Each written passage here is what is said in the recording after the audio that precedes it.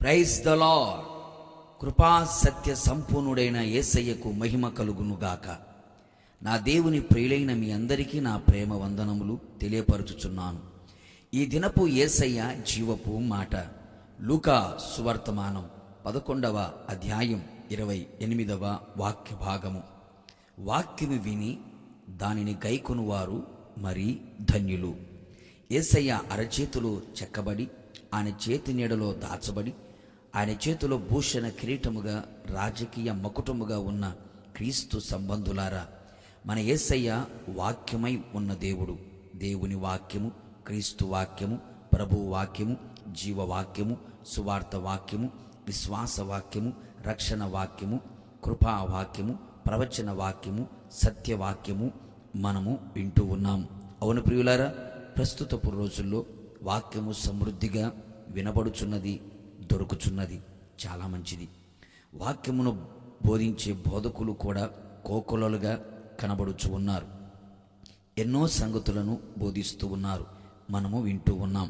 ప్రతి దినము వాక్యము చదవాలి, వాక్యము వినాలి, వాక్యము ధ్యానించాలి.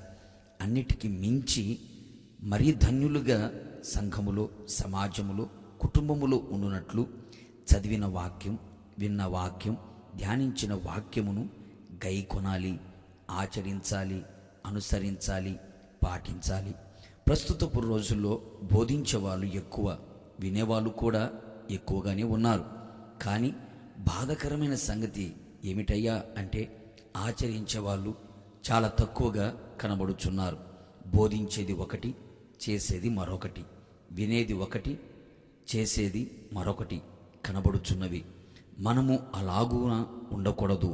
వినుమట్టుకే వినువారిగా కాకుండా వాక్యానుసారముగా మనం నడిచేవారిగా కనబడాలి.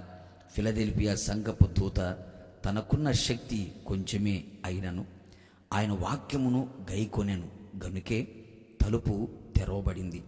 ఆయన వాక్యమును అనుసరించి నడుచుకుందునని మనమందరము నిశ్చయించుకునేదము.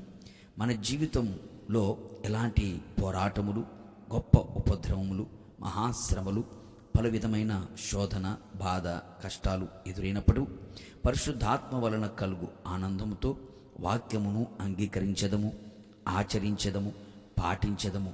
వాక్యమునకు భిన్నమైన ఏ కార్యములకు చోటియకుండా ఉండేదము. వాక్యమై ఉన్న యేసయ్య అడుగు జాడల్లో నడిపించబడుచు అనేకులకు మాదిరిగా ఉంటూ వాక్యముతో ఉదక స్నానము చేయబడిన వారమై వాక్యములో దాగి ఉన్న ప్రతి శ్రేష్టమైన ఈవులను అనుభవించుచు మహిమగల సంఘముగా మారి మహిమగల రాకడలో మహిమగల యేసు ఎదుట నిలిచెదము. ప్రార్థన. నిత్యాశ్రయ దుర్గమైన నా యేసయ్య, నీ పరిశుద్ధ పాదములకి మరొక్క మారు కోట్లాది స్తోత్రములు. మీ జీవపు మాట చేత మరొకసారి మమ్మల్ని పలకరించినందుకే మీకు స్తోత్రాలు. అవును తండ్రి, మేమంతా మరీ ధన్యులుగా మీ ఎదుట కనబడునట్లుగా, సంఘంలో నిలిచి ఉన్నట్లుగా, సమాజంలో కనబడునట్లుగా సహాయం చేయండి. అందుకు గాను మేమంతా కూడా ప్రభువా, మీ వాక్యాన్ని విని, వాక్యాన్ని చదివి, వాక్యాన్ని ధ్యానించి, వాక్యాన్ని అనుసరించి నడిచేవారిగా, పాటించేవారిగా, ఆచరించేవారిగా మా జీవితాలు కనబడునట్లుగా సహాయం చేయండి. ఇది మొదలుకొని ప్రభువా, వాక్యానుసారముగా జీవించడానికి మేము నిశ్చయించుకొని ఉన్నాం. మా నిశ్చయాన్ని మీరు స్థిరపరచమని కోరుతున్నాం.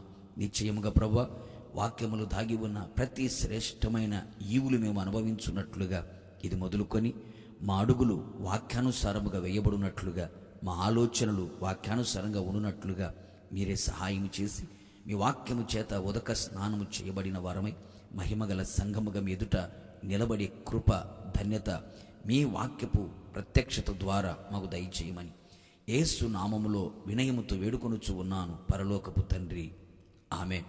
నిశ్చయముగా మీరును మీ కుటుంబ సభ్యులందరూ వాక్యము విని దాన్ని గైకొని మరీ ధన్యులుగా మార్చబడుదురుగాక. God bless you.